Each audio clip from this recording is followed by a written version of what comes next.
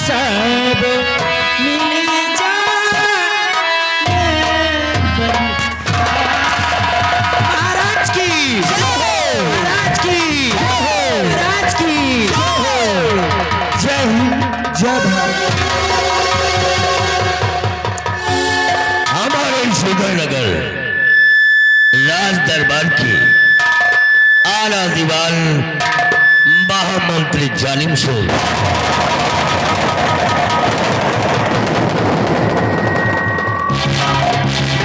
जैसा कि आप जानते हो कि आज दरबार में आकर इस उदयनगर की राजकंचनियों ने मुबारकबाद देकर आज राज दरबार की शोभा बढ़ाई है और हमारे मन को प्रफुल्लित कर दिया है।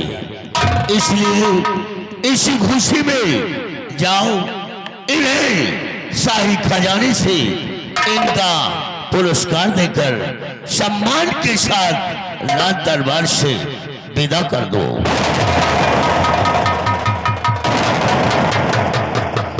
मेरे राज के कर्मचारियों, महाराज के आदेशानुसार इन कंचनियों को साथ मुनीम के पास ले जाओ और इनका उचित उपहार दे करके इस शाही दरबार से आदर सम्मान पूर्वक रुखसत किया जाए।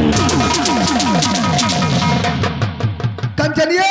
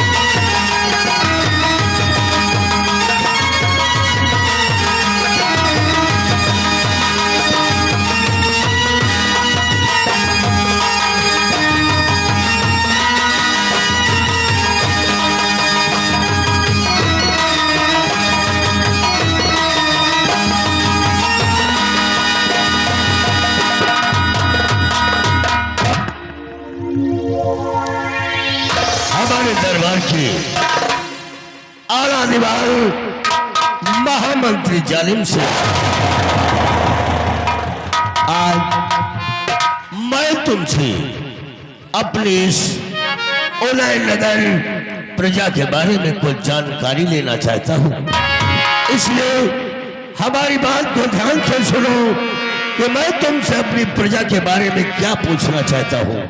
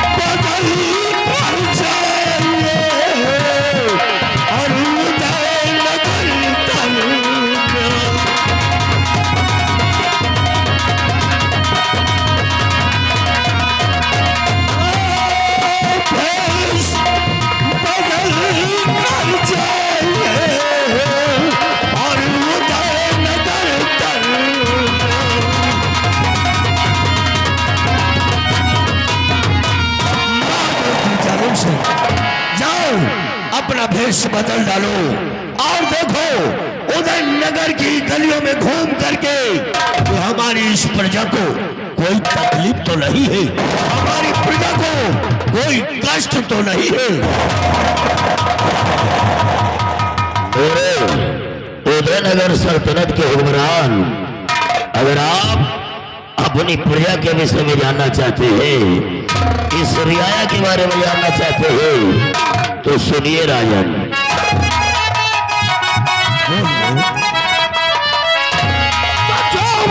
सरकार की और उसे करो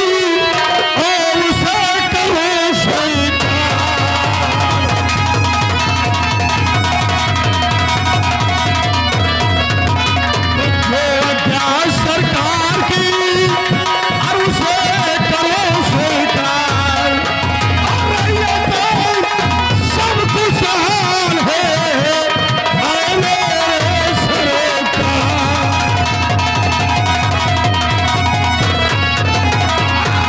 ये तो सब कुछ हाल है मेरे सरकार।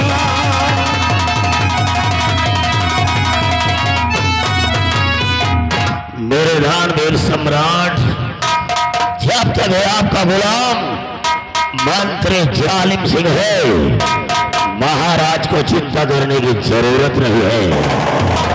शाबाश महामंत्री जालिम सिंह, तुम्हारी बातों को सुनकर तुम्हारी बातों पर भरोसा भी है कि तुम जैसे जिम्मेदार अधिकारी अगर हमारे उस उदय नगर में तैनात हैं तो हमें चिंता करने की जरूरत ही नहीं है। स्थान ग्रहण कीजिए। और हमारी सेना के सेना कमांडर सेनापति प्रताप सिंह, मैं तुमसे जानना चाहता हूं कि तुम्हारी सेना सीमा सरहद पर किस तरह अपना पहरा दे रही है, हम जानकारी लेना चाहते हैं।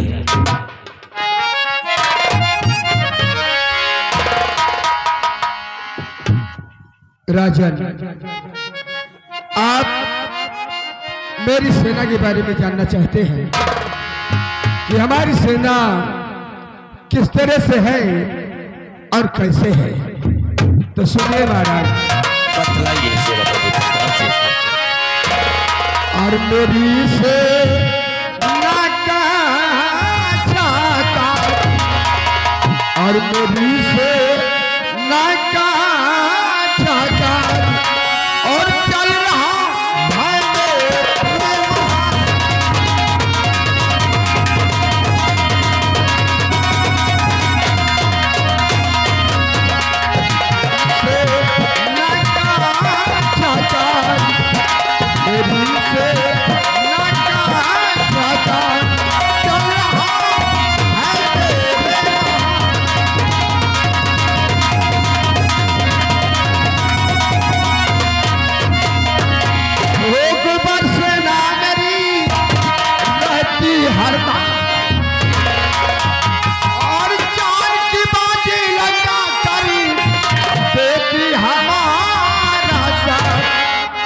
मुझे अपनी सेना,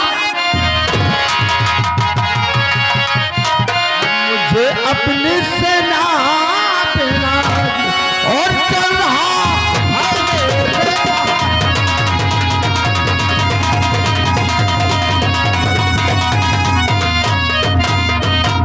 सम्राट। जब तक इस उदयनगर में सेनापति प्रताप सिंह कायम रहेगा, किसी भी दुश्मन में वो ताकत नहीं है क्योंकि हमारे इस उदयनगर पर सेनापति प्रताप सिंह, तुम जैसे जाबाज सिपाही अगर हमारे इस उदयनगर में तैनात है तो हमें चिंता करने की कोई जरूरत ही नहीं है। हम तुम्हारे बातों पर फक्र करते हैं। स्थान ग्रहण कीजिए।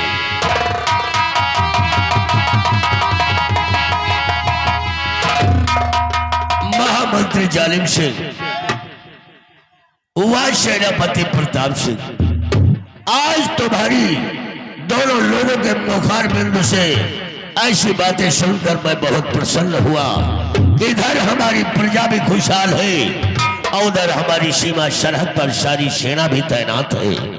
इसलिए आज वर्षों का छुपा हुआ राज जो मेरे दिल के अंदर है, आज इस खुशी में मैं भरे दरबार जाहिर करना चाहता हूं।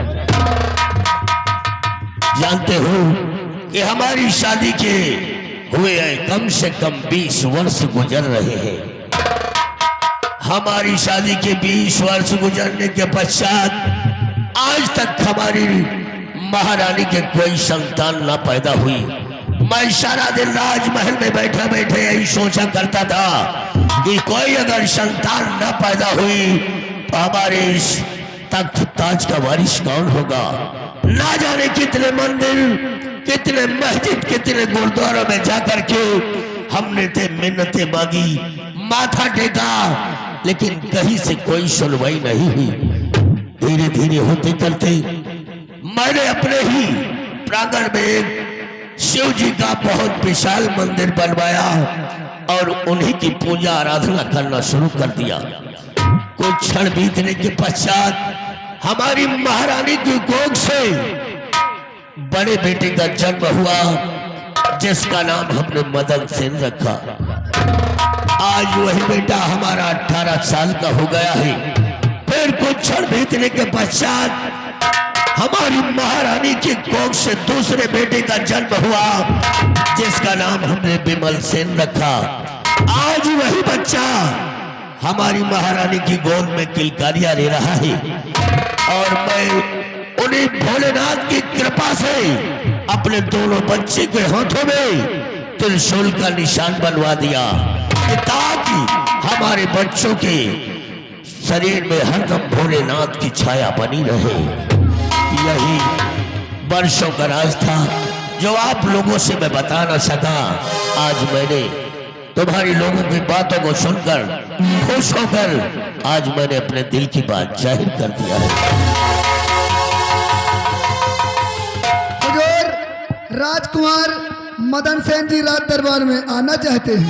क्या कहा? हमारा बेटा मदन सेन राज दरबार में आना चाहता है। जाओ छोटू, इजाजत है।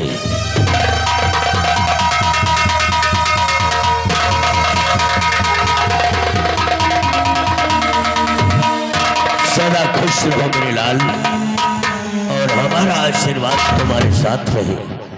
भैया नमस्ते नमस्ते नमस्ते नमस्ते।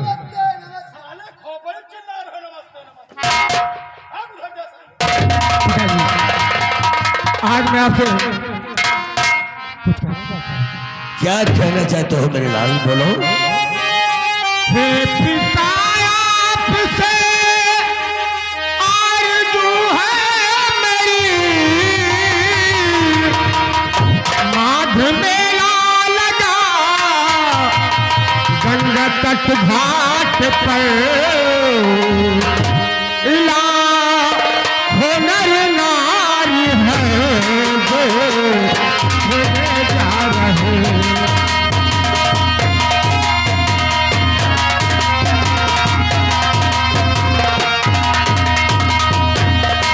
लाखों नरे नारी हैं जो होने जा रहे। जाऊंगा मंत्री चाचा के मैं साथ में,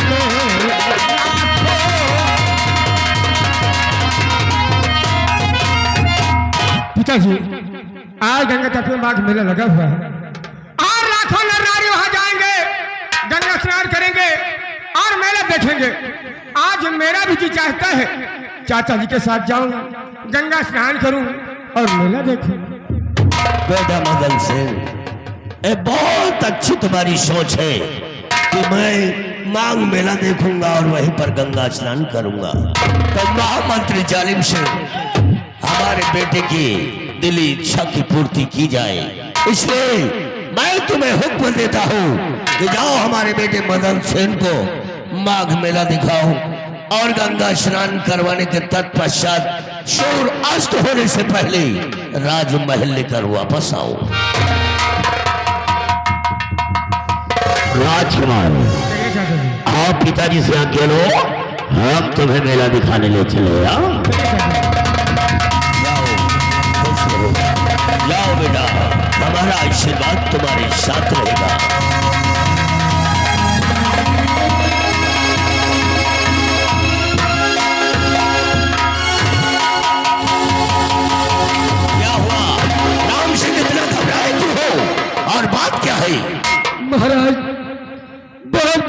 गजब हो गया महाराज। क्या हो गया है?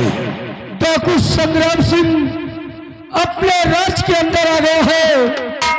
न जाने कितने सैनिकों को मार दिया, न जाने कितनी बस्तियां लूट लिया। उस रामजादे को पकड़वाइए। नहीं नहीं, सेनापति प्रताप सिंह, मैं क्या सुन रहा हूँ कि डाकू संग्राम सिंह हमारी इस बस्ती को लूट रहा है और सारे सैनिकों को मार रहा है। इसलिए हम तुम्हें आदेश देते हैं कि 24 घंटे के अंदर उस रामजादे के हाथों में हथकड़ी और पैरों में थैलियां डाल करके उसे राज दरबार लेकर आओ। अगर डाकू संग्राम सिंह ने बस्ती को लूटा है और सैनिकों को मार गिराया है, तो मैं भी कसम खाकर कहता हूं कि 24 घंटों के अंदर संग्राम सिंह के हाथों में हथकड़ी होगी और पैरों में बेड़ियां डालकर घसीट।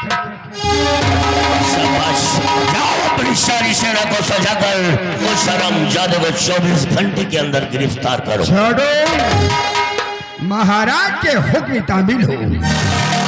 आओ हमारे साथ। आओ, हमारा आशीर्वाद तुम्हारे साथ होगा।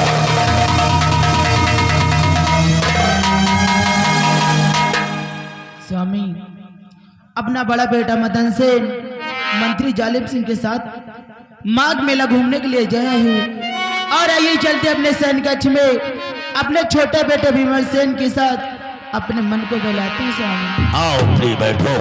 राम सिंह, राज दरबार का मेन द्वार गेट बंद कर दो। राज दरबार विजय से खत्म किया जाता है।